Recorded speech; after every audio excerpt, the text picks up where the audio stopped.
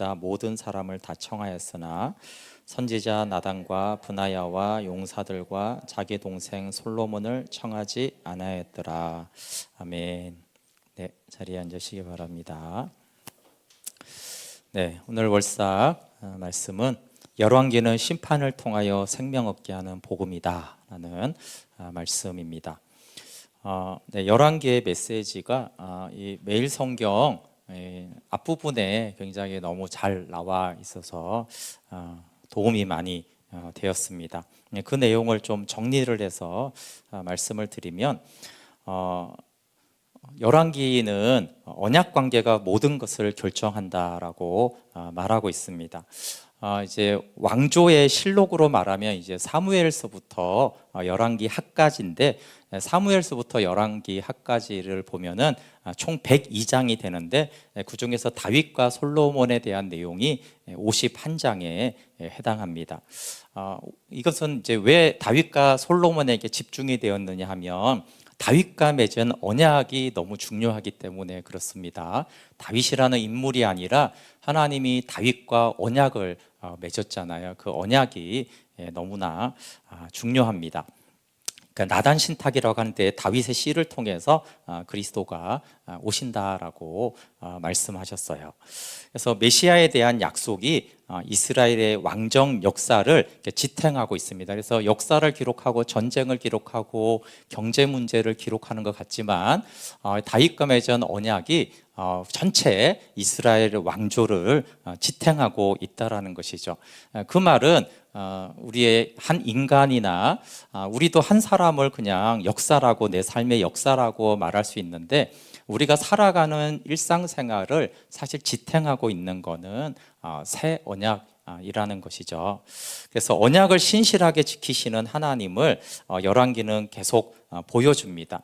다윗에게 내가 등불을 꺼지 않겠다 이렇게 말했는데, 그 등불은 첫째적으로는 이제 다윗의 후손과 견고한 왕조를 상징하지만 궁극적으로는 오실 메시아를 약속합니다. 그래서 이제 다윗의 후손들에게는 두 가지가 주어지는데, 하나는 언약의 은혜가 주어진 수혜자다, 그리고 그것으로 인해서 순종할 의무가 있다, 이렇게 말씀하세요. 그러면 이제 실제 이제 열왕기서 전체를 보면 어떻게 되냐 하면은 긍휼을 베푸시는 하나님의 신실한 사랑과 사실은 순종하지 못하는 다윗과 후손들이 대비돼서 나옵니다. 그러면서 이제 왕이 이제 죽을 때마다 이제 평가를 하는데, 그 평가는 하나님의 눈에 정직한 왕인지 악한 왕인지로 평가되는데, 근데 이제 평가의 기준이라는 게 있을 거 아니에요, 그렇죠? 아무 기준도 없이 하나님 보기에 정직했다, 악했다 이렇게 하는 것이 아니라 신의 산 언약에 의해서 왕들과 백성들의 신앙을 평가합니다. 그러니까 하나님 말씀을 쇠마했는지 안 했는지 여부에 따라서 하나님이 형통하게 하시는 왕이 있고 징계하시는 왕이 있습니다. 그리고 이제 다윗 언약에 의해서 신의 산 언약이 한 축이고 평가의 기준이고, 근데 다윗 언약도 한 축이에요. 왜 그러냐 하면은 신의 산 언약만 의하면은 오히려 더 많은 심판이 집행이 돼야 되는데, 다윗 언약 때문에 하나님은 다윗 왕조에게 긍휼과 자비를 많이 베푸세요. 그러니까 마땅히 더 많은 심판을 받아야 하지만 하나님이 다윗을 기억하사, 이 말은 다윗이라는 인물을 말하는 게 아니라 다윗과 맺은 그 은혜의 언약, 다윗 언약을 기억하셔서 하나님이 긍휼을 베푸시고 자비를 베푸셔서 신의 산 언약과 다윗 언약이 하나님의 평가의 섭리의 기준이 되어집니다. 그래서 어떤 왕이 수행하는 공적이나 성과가 아니라 하나님과의 어떤 관계에 있었는지, 그리고 선택의 기로에서 어떤 선택을 했는지가 기준이 되어지고, 늘 열왕기에서 모범이 된 사람은 다윗입니다. 다윗이 완전해서 다윗이 늘 모범이 되는 게 아니고, 하나님과 어떤 관계를 맺었냐가 이제 기준이 된다고 했을 때, 비록 다윗은 범죄하긴 했지만 하나님과의 관계를 정말 언약 안에서 맺은 사람이기 때문에 다윗이 모범이 되어집니다. 다윗은 범죄하긴 했지만 성경이 말하는 것으로는 다윗은 정말 복받은 사람이고 언약 안에 거하는 사람이에요. 왜 그러냐면 구약에 뭐 복에 대한 말이 많지만 크게 두 가지 사람이 복된데, 당연히 이제 하나님의 언약 안에 거하는 사람이 복받은 자입니다. 그래서 시냇가에 심은 나무가 복 있는 자이기도 하고, 원띵을 구했으니까, 하나님의 얼굴을 구하는 그 한 가지를 구했으니까 다윗이 복 있는 자잖아요. 근데 범죄하지 않았습니까? 이렇게 말할 수 있는데, 두 번째 성경에서 복 있는 사람은 심판을 받아들인 사람이 복 있는 자예요. 당연히 언약 안에 있는 사람이 복 있는 자고, 근데 만약에 언약을 벗어났는데 그 벗어난 것으로 인한 죄에 대한 심판을 받아들이는 사람이 계속 성경은 복이 있다 이렇게 말해요. 다윗은 언약 안에 대부분 거했고, 그가 가끔씩 범죄를 행했지만 범죄에 대한 하나님의 공의의 심판을 받아들이잖아요, 그렇죠? 네, 그것으로 인해서 그래서 다윗은 언약 안에 거한 복 있는 사람의 모범이 되어집니다. 근데 우리 삶의 평가도 이럴 거라는 거예요. 우리가 하나님 앞에 섰을 때, 인생을 다했을 때 우리가 평가를 받을 텐데, 이 사람들의 평가나 성공과 성취가 아니라 하나님의 평가가 있는데, 그 평가의 기준은 뭐겠습니까? 당연히 이제는 새 언약인 거예요. 신에서 한 언약이 아니라 이제는 새 언약에 의해서 평가를 받을 건데요. 새 언약 안에 있었느냐 밖에 있었느냐, 그리고 새 언약 밖에 있었을 때 하나님의 심판을 받아들이느냐 받아들이지 않느냐가 하나님의 우리에 대한 삶의 평가가 됩니다. 근데 새 언약은 큰 자나 작은 자나 하나님을 알기 위해서 하나님께 나아가는 자잖아요. 네, 그것이 우리의 삶의 평가가 되어집니다. 그리고 이제 열왕기는 심판을 통하여 생명 얻게 하는 복음이다라는 부분이 제가 이 매일 성경 앞부분을 보면서 너무나 기쁘게 그렇구나 이렇게 받은 부분인데, 쭉 이렇게 이게 뭐 교수님들이 쓴 거잖아요. 이렇게 열왕기서에 대한 얘기를 하면서 열왕기서의 1차 독자가 바벨론의 포로로 잡혀간 이스라엘 백성이라는 거예요. 왜 그러냐면 다윗 솔로몬 이후부터 망할 때까지 기록을 하거든요. 여호야긴이 그리고 돌아온다라는 얘기를 풀려난다는 얘기를 하면서 끝나는데, 당연히 그 400년의 기간을 기록했으니까 이제 유다가 망한 뒤에 써여졌을 거 아니에요, 그렇죠? 여러 자료를 해가지고, 그러니까 이스라엘이 망한 다음에 포로로 잡혀간 사람들에게 왜 포로로 잡혀갔는지, 그리고 그 포로지에서 어떤 하나님의 말씀을 받아들이고 믿어야지 다시 하나님의 언약 안에 돌아오는지를 목적으로 쓰여졌다는 거예요. 그러니까 1차 독자들이 바벨론으로 포로로 잡혀간 사람들이다. 그들에게 왜 나라가 멸망했는지 말하는 거죠. 그게 하나님의 말씀에 불순종했기 때문이다라는 것을 400년의 역사를 통해서 말하는 것이고, 그 불순종으로 하나님이 공의로운 심판을 집행한 것이고, 그 심판을 받아들이게 하려는 목적으로 열왕기가 쓰여졌다는 거예요. 그래서 하나님의 공의와 신실함을 가르침으로 포로 상황이 이제 무덤의 상황이고 심판의 상황인데, 그 상황에서 하나님께 회개하고 다시 언약의 백성의 자리로 돌아오라고 독려하는 말씀이 열왕기서다, 이렇게 교수님이 딱 써놨더라고요. 그러니까 지난달에 예레미야서를 묵상했는데 예레미야서하고 목적이 똑같잖아요, 그렇죠? 예레미야하고 똑같아요. 하나님이 공의로 심판하시고, 심판하는 이유는 너희가 말씀을 불순종하고 언약 밖에 떠났기 때문이고, 근데 이 심판을 받아들임으로 회개하고 하나님께 돌아오는 것이 예레미야서의 52장 전체의 목적인데, 열왕기서도 똑같은 목적으로 쓰여졌다라는 거예요. 그러니까 역사라는 게 참 많은 교훈을 주잖아요, 그렇죠? 우리나라 역사나 세계 역사를 보면 사실 역사를 통한 그 메시지가 굉장히 많은 것인데, 열왕기가 이제 역사를 기록하면서 이 전 역사, 이스라엘의 전 역사를 통해서 심판을 받아들이고 회개하고 돌아오라는 얘기를 하는 것이죠. 그러면 우리도 우리 한 개인의 역사를 쭉 보면은 그럴 수 있다는 거야. 하나님이 내 역사를 돌아보니까 지금 하나님이 공의로 심판하시고 회개하고 돌아오라고 내 삶의 역사를 이렇게 이끄셨나 보다, 이렇게도 볼 수가 있습니다. 열왕기에 선포되는 말씀의 내용은 간단하게 두 가지입니다. 하나는 심판이고 하나는 복이에요. 하나는 죄에 대한 심판을 말합니다. 그리고 이제 그 심판은 즉각적으로 되는 것도 있고 가까운 시일 안이나 살아있는 동안 되는 것도 있고 어떤 심판은 몇 대에 걸쳐서 실현이 되는데 열왕기서는 반드시 실행이 되는 것을 말씀하면서 하나님이 말씀하는 거는 즉각적으로 또 수십 년 걸리기도 하고 몇 세대를 거치지만 하나님 반드시 성취한다라는 말씀을 하시고, 두 번째는 복에 대한 말씀이에요. 당연히 하나님께 순종하는 자들을 하나님이 어떻게 인도하시고 보호하시는지, 또 전쟁 얘기가 많이 나오는데 그 많은 전쟁 속에서 하나님의 언약 안에 거할 때 하나님이 승리하게 하신다라는 복과 저주가 있습니다. 복과 저주는 신명기 28장을 우리가 잘 알잖아요. 그래서 신의 산 언약에 사실 복이 있고 저주가 있는 거죠. 언약 안에 있으면 복이 있고 언약 밖에 거하면 이제 징계가 임하는데 그 예가 열왕기에 그냥 구체적으로 잘 나와 있습니다. 그래서 열왕기의 기록 목적은 심판을 통하여 생명을 얻게 하는 복음이라는 거예요. 근데 이것은 예수님의 말씀과도 너무나 일치하고, 예수님이 구약 성경은 생명을 얻게 하기 위해서 나에 대해서 증거하는 것이다 라고 말씀하셨는데, 이 열왕기는 크게 보면은 장사복음에 해당하는 거죠. 장사복음은 심판을 통하여 생명을 얻게 하는 복음인데, 그 포로의 무덤에 있는 사람들에게 물론 계속 심판만 얘기하는 건 아니에요.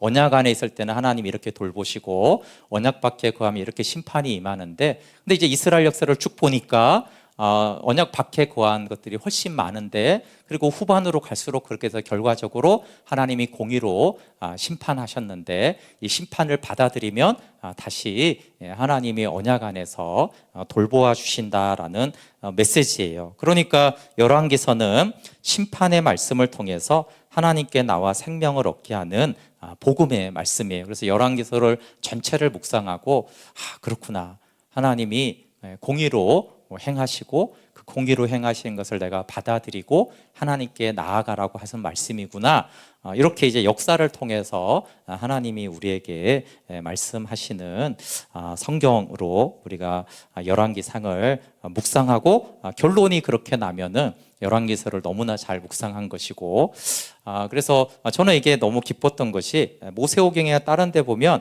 이게 생명을 얻게 하는 복음이 너무나 분명한데, 그 예수님도 이제 구약 성경을 가지고 예수님의 고난과 영광을 말했는데, 그러면 열왕기서도 포함이 되겠구나. 예수님은 열왕기서를 가지고도 이게 나에 대한 증거다라고 이렇게 가르쳤겠구나라는 생각이 들었어요.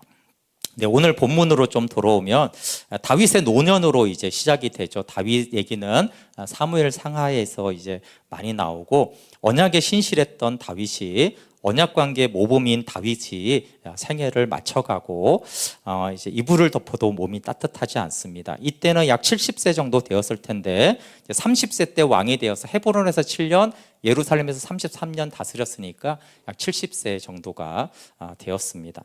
여기 약간 의외의 내용이 나오는데, 신하들이 아리따운 처녀를 데려다가 다윗을 시중들게 하고 왕의 몸을 따뜻하게 하려 하는 내용이 나옵니다. 근데 이제 다윗이 시중은 받지만 잠자리는 하지 않았다라고 하는데, 이 여기는 아비삭인데 그냥 이제 종이 아니라 사실 후궁으로 받아들인 것입니다. 근데 이제 요세푸스의 기록을 보아지면은 젊은 사람의 건강과 체온을 늙은 사람에게 전달하는 것은 그 당시의 의료적인 처방이었다고 그래요. 그러나 어쨌든 다윗은 잠자리를 하지 않았다, 이렇게 기록이 되어집니다. 지금 상황은 이제 언약 관계에 있었던 다윗이 이제 노년이 되어지고 그 다음 세대에 대한 이야기인데, 다음 세대가 아름답게 시작이 안 되고 아도니아라는 아들의 비극으로 시작이 됩니다. 그때 아도니아는 우리 1장 5절 말씀 한번 읽어볼게요. 그때 이렇게 시작되거든요. 같이 읽어볼게요. 시작. 그때 학기세 아들 아도니아가 스스로 높여서 이르기를 내가 왕이 되리라 하고 자기를 위하여 병거와 기병과 호위병 50명을 준비하니. 네, 그때예요. 아버지가 그럴 때 아들이 어떻게 해야겠어요? 우리 아버지가 많이 노쇠했구나. 어쨌든 어떤 그런 걸 지금 생각해야 되는데 지금 아버지가 노년이 돼서 건강이 매우 안 좋은데 아들이 생각하는 거는 나를 내가 스스로 높여서 왕이 되겠다, 이런 생각을 하고 있어요. 네, 하나님은 스스로 자기를 높이는 것을 교만이라 하고 이런 자를 대적하십니다. 근데 높여지는 게 잘못이 아니죠, 그렇죠? 하나님이 높여주는 것은 복이고 스스로 높이는 것을 교만이라고 말을 합니다. 그래서 하나님은 교만한 자를 대적하고 겸손한 자를 높여준다라고 했어요. 그러니까 높여지는 것이 잘못이 아니라 하나님이 높여줘야 되는데, 또 여기서는 하나님을 대표하는 다윗이 높여줘야 되는데 하나님과 상관없이, 하나님이 세운 사람과 상관없이 스스로를 높이는 교만인데, 이 교만한 아도니아가 의외의 삶을 살았다는 거예요. 그게 6절에 나오는데 한번 같이 읽어볼게요. 시작. 그는 압살롬 다음에 태어난 자요, 용모가 심히 준수한 자라. 그의 아버지가 내가 어찌하여 그리 하였느냐고 하는 말로 한 번도 그를 섭섭하게 한 일이 없었더라. 대단하죠. 헤브론에서 낳은 넷째 아들이니까 약 35세에서 40세 정도가 되었는데 한 번도 다윗이 너 왜 그랬냐라고 이렇게 꾸짖은 적이 없다라는 거예요. 아도니아를 섭섭하게 한 적이 없다라는 것입니다. 근데 그 형제들은 어땠어요? 다 그랬냐면 그게 아니라 암논은 동생 다말을 강간해서 너무나 다윗을 근심하게 했고, 압살롬은 또 이제 그 보복해서 그 형 암논을 죽였잖아요. 그러니까 이런 엄청난 그 불효를 저지를 때 아도니아는 한 번도 다윗에게 꾸지람을 듣지 않고 그래서 이제 혼나지를 않았어요. 물론 이제 다윗의 그 자녀 양육의 습관하고도 영향은 좀 있는데 압살롬 때도 그렇고 암논이 그랬을 때 다윗은 이렇게 꾸짖는 사람이야. 오늘날로 말하면 그냥 네 마음대로 크거라, 혼내지 않는 부모형에 해당하기는 합니다. 그럼에도 불구하고 거의 35년 40년 동안 그렇다고 아무리 그래 네 자유대로 혼내지 않는 스타일이라고 하더라도 어떻게 한 번도 꾸짖지 않을 수가 있겠어요? 너 왜 그러니? 이런 말을 어떻게 한 번도 안 하겠어요? 그러니까 아도니아가 얼마나 착하고 성실한 효자였는지를 알 수 있어요. 세번역에는 이렇게 다윗은 아도니아를 꾸짖지도 않고 어찌하여 그런 일을 하였냐고 한 번도 묻지도 않았다. 네. 그러니까 이제 아도니아가 사실은 굉장히 착한 사람인데 이런 자녀가 굉장히 드물죠. 그런데다가 무능하지도 않아요. 너무 착하고 너무 무능해서 나쁜 짓을 안 하는 게 아닌 거예요. 여기 보면은 첫 번째는 제일 나이가 이제 살아있는 아들 중에는 많아요. 그리고 왕자 중에서 장자라는 거는 그 자체가 힘이잖아요, 그렇죠? 권력입니다. 두 번째는 제사장 아비아달과 군대 장관 요압을 자기가 왕이 되려는 일에 다윗 동의도 없이 지금 스스로 왕이 되는 일에 동참을 시킵니다. 근데 군대 장관 요압은 권력 서열 1위였고 두 번째 여기 아비아달은 사울이 제사장들을 다 도륙할 때 유일하게 살아남은 사람이어서 그때부터 다윗에게 도망가서 다윗을 보필했어요. 그러니까 요압과 아비아달은 최고 권력자이면서 다윗의 광야 시절부터 함께했던 사람이에요. 그러니까 완전 개국 공신이면서 최고 힘이 있는 두 사람을 아도니아가 섭외를 했다라는 것은 정치적인 수완이 있다라는 것이죠. 그러니까 자신의 야망을 실현하기 위해서 또 이렇게 도전도 하고 나쁘지만 어쨌든 이 사람은 과감한 용기를 발휘하는 거예요. 그러니까 이런 것들을 보면 이 아도니아가 굉장히 무능하고 아무 생각이 없어가지고 사고를 치지 않은 것이 아니라는 것도 알 수 있어요. 그런데 이제 질문은 아니 이렇게 착하고 능력 있고 잘생긴 아도니아가 왜 이렇게 스스로 왕이 되려다가 나중에 이제 스스로 죽임을 당하거든요. 솔로몬에 의해서. 왜 그랬겠습니까? 이게 이제 육신이 행하는 자기 주장, 의지입니다. 아도니아는 지금까지 선을 행한 자신이 보상을 받아야 한다고 여겼을 거예요. 왜냐하면 자기 힘으로 선을 행한 자는 반드시 보상과 인정과 높임을 받고자 합니다. 왜 그러냐 하면 죄의 세력이 강교하게 속이기 때문에 그렇죠. 죄의 세력이 선을 행할 때 항상 탐심을 집어넣어서 교만하게 합니다. 그래서 로마서 7장 10절 11절에 생명에 이르게 할 그 계명이 내게 대하여 도리어 사망에 이르게 하는 것이 되었도다. 죄가 기회를 타서 계명으로 말미암아 나를 속이고 그것으로 나를 죽였는지라. 여러분, 우리가 자기 힘으로 선을 행하다가 높아지고 싶은 것까지는 사실은 잘못은 아니에요. 왜냐하면 그것은 하나님의 허락이기 때문에 그래요. 하나님이 그 뒤에 이어서 로마서 7장 13절에 그런즉 선한 것이 내게 사망이 되었느냐 그럴 수 없느니라. 오직 죄가 죄로 드러나게 위하여 선한 그것으로 말미암아 나를 죽게 만들었으니 이는 계명으로 말미암아 죄로 심히 죄되게 하려 함이라.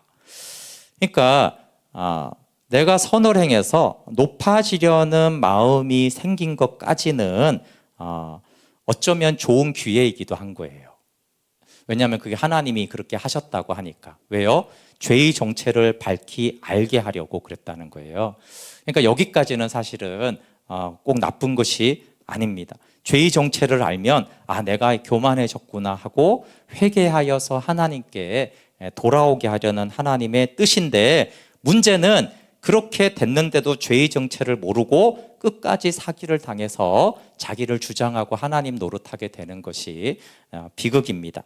근데 아도니아는 아버지 다윗과 하나님이 자기를 높여주지 않아도 스스로 왕이 되고 싶었어요. 그럼 그때 이제 깨달았어야 되죠. 내가 왜 이렇게 이런 마음이 들까? 왜 아버지 허락도 없이 내가 왕위를 찬탄하려고 할까? 그러려면 뒤에 보면 사실 솔로몬을 제거해야 되거든요. 이게 많은 숙청 작업이 있어야 되는 거예요. 왜 이런 마음이, 내가 왕이 되기 위해서 내가 왜 이렇게 왕국을 분열시키고 사람들을 해하려는 마음이 들까? 이렇게 이제 했어야 되는데 그걸 이제 깨닫지 못했죠. 평생 아버지를 섭섭하게 하지 않았지만 자기 속에 얼마나 악함과 교만함이 가득했는지 가난한 마음으로 자기의 실체를 알아야 되는데 그 기회를 놓쳐버렸어요. 그래서 이 아도니아는 우리가 자기 주장 의지를 말할 때처럼 평생 하나님을 속썩이지 않게 하다가 마지막에 교만함으로 하나님 나라와 교회를 가장 깨트리는 그런 사람들이 가끔 있는데, 가끔이 아니라 꽤 있죠. 사실 그 전형적인 인물이에요. 평생 너무나 아버지한테 잘했는데 마지막에 아버지에게 너무나 그러니까 평생 하나님 보시기에 선을 행했는데 마지막에 교만 때문에 하나님을 반역하는 그 길을 갑니다. 그래서 착하고 성실했던 내 안에 교만과 악한 마음이 이렇게 있구나라는 것을 자각하고 내 죄인된 실체를 인정하게 된다라면 이것은 큰 은혜요 영적인 승리입니다. 근데 이제 이런 기회를 놓쳐버리면 아도니아처럼, 바리새인과 서기관처럼 착하게 살다가 결국은 사망에 처하게 됩니다. 그래서 선한 일에 힘쓰는 내가 이런 마음이 들었을 때 이걸 실행하지 않고 그 생각이 들어올 때 하나님이 나의 나됨을 보게 하시는구나 라고 깨닫는 것이 은혜이죠. 근데 나도 그렇고 선한 그가 아도니아가 될 수도 있어요. 근데 거꾸로 다윗의 입장에서 생각하면 어때요? 아니 왜 평생 저렇게 착했던 애가 왜 저럴까라고 이제 실망할 수 있잖아요. 우리도 마찬가지죠. 아니 아도니아처럼 한 번도 속썩인 일이 없는 그가 왜 아도니아처럼 저렇게 되어버렸을까? 우리가 생각하고 절망하고 분노할 수 있는데, 근데 아도니아를 보면 어쩌면 당연한 일이기도 한 거죠. 그가 죄의 정체를 알지 못하면은 아도니아처럼 되는 것이기 때문에 죄의 정체를 알아서 생명으로 나오도록 기도해 줘야 될 사람입니다. 7절부터 8절은 이제 누구와 함께 할 것인가라는 내용이 나와요. 여기 성경은 스스로 높여 왕이 되려는 아도니아와 함께하는 자와 반대하는 자를 딱 대비해서 소개하고 있어요. 왜 그렇겠습니까? 누구와 함께 할 것인가가 또 우리의 모든 것을 좌우하기 때문이죠. 스스로 자기를 높이려는 자와 함께 하지 말라는 거예요. 그가 상당히 유력하고 능력이 있고 가능성이 있어도 그런 자와 함께 하지 말아라. 당연히 하나님과 함께 해야 되고 또 하나님과 함께하는 자와 함께하라 이렇게 말하는 것이죠. 이 당시로 보면 아도니아와 같이 하지 않는 사람들이 굉장히 불안할 수 있어요. 그럼에도 불구하고 여기 나오는 사람들이 아도니아와 함께하지 않았다. 이게 분명히 뜻을 밝히는데 다윗의 허락 없이 나는 안 하겠다 이런 뜻이죠. 그러니까 하나님의 제가 없이 나는 불안하고 혹시 권력에 밀릴 수도 있고 죽을 수도 있지만 나는 그와 함께하지 않겠다 이러는 거예요. 그래서 결론적으로 보면 아도니아가 두 가지 죄를 범합니다. 첫 번째는 다윗, 즉 하나님에 의해서가 아니라 스스로 높여 왕이 되고자 하는 이 자기 주장 의지, 교만이라는 죄를 실행한다라는 것이고, 두 번째가 있어요. 두 번째가 뭐겠어요? 네. 여러분, 이스라엘 백성들은 언약 백성이고 언약 백성은 하나예요. 교회를 상징하잖아요, 그렇죠? 근데 이 하나가 돼야 될 언약 백성의 공동체를 이 아도니아가 둘로 쫙 나눕니다. 잔치를 초대하고 어떻게 해요? 자기 사람들 이렇게 할 사람들 다 초대하고 초대하지 않잖아요, 그렇죠? 편가르기를 합니다. 그리고 사실 이 편가르기 안에는 쟤네들을 여차하면 제거할 수도 있다라는 그런 언약 공동체를 나누는 두 가지 죄를 오늘 고발하고 있어요. 왕으로 초대받기 위해서 아니더라도 다 초대해서 우리 다 같이 가자 이렇게 하지 않고 나하고 좀 반대네 쟤네들 딱 해가지고 자기가 나쁜 짓을 시작하고는 거기 동조하지 않는 사람은 초대하지 않고 여차하면 제거하겠다라는 식으로 편가르기를 합니다. 그래서 아도니아의 이 두 가지 악을 하나님이 오늘 소개하고 있습니다. 근데 안타까운 건 아까 말한 대로 평생 한 번도 꾸지람을 듣지 않았던 이 착하고 성실했던 다른 사람에게 상처를 주지 않았던 이 아도니아가 그 자기 의 때문에 교만해져서 가장 왕노릇하려는 이런 모습이 사실은 아도니아가 특이한 게 아니라 로마서는 이게 인간의 다 모든 인간들의 심리라고 말하고 있어요. 그래서 성실하고 착했던 내 안에 죄의 세력이 어떻게 속이는지를 봐야 되고, 두 번째는 이 언약 공동체를 두 편으로 나누는 것이 큰 죄다라는 것을 말씀하고 있는데, 당연히 이제 교만해졌으니까 편가르기를 이제 하게 되는 것이죠. 네, 이 열왕기서를 통해서 이 아도니아를 통해서 하나님이 우리를 향한 뜻이 무엇인지 발견하는 이 9월이 되면 좋겠습니다. 네, 제가 기도하고 축도하고 개인 기도하시다가 돌아가면 되겠습니다.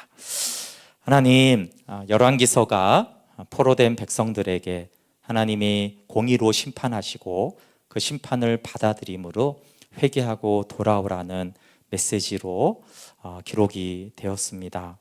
하나님, 역사를 통해서도 하나님이 심판하시고 그 심판을 받아들이는 자가 복이 있다고 말씀하시는 하나님, 열왕기를 통해서 심판의 복음, 장사 복음을 통해서 언약 관계가 회복이 되어지고 풍성한 생명을 얻는 9월이 되게 해주십시오. 하나님, 우리가 다 착하게 뜻 살려고 하기 때문에 오히려 아도니아처럼 보상 심리가 생겨서 왕노릇하고 자기를 주장하게 되어집니다. 그러다 보면 또 의도치 않게 하나 되어야 될 공동체를 나누기도 합니다. 주님, 아도니아와 같은 우리 안의 죄성을 발견하고 자백하며 십자가 안에서 처리되도록 역사하여 주십시오. 9월이 시작이 되었습니다. 하루하루 주의 인자하심과 성실하심을 맛보아 누리는 하루하루가 되도록 역사해 주십시오. 또 우리 9월부터 우리 임직자들이 함께 월상 예배에 나와 함께 기도하고 함께 예배하는 언약 공동체가 되기로 하였는데, 우리 임직자들에게 하나님의 사랑과 생명을 더 풍성하게 부어 주십시오. 이제는 우리 주 예수 그리스도의 은혜와 하나님 아버지의 사랑과 성령의 교제 교통하심이 9월 첫날 첫 예배를 주께 드리며 주님 안에서 살기를 소망하는 모든 백성들 위해 지금부터 영원토록 함께하기를 간절히 축원하옵나이다. 아멘.